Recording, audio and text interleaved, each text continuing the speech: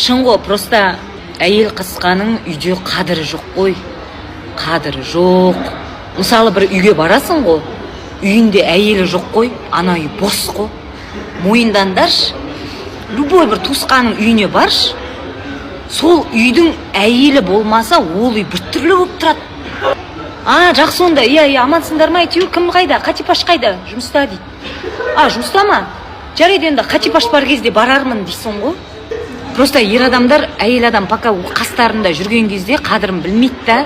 Кетіп қалғаннан кейін үйі деген кәдімгі мола ғой, мола, берекесі жоқ, потому что әйел бүкіл берекенің бәрін өзімен бірге алып кетеді ғой.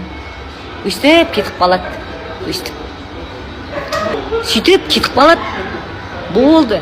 Сонымен сенделіп жүресің, не дұрыс жұмысың да жүрмейді, ана қарыз отыр, үйде береке жоқ, дайын пісіп тұрған тамақ жоқ, кірлерің жуусыз, натуре ол. Мойындағысы келмейді кейбір еркектер, кеудесін соғып та. Менің әрқем деп. Қаншама әйелдер ұят деп сорлап жатыр, қаншама әйелдер ұят деп өліп те қалып жатыр ғой.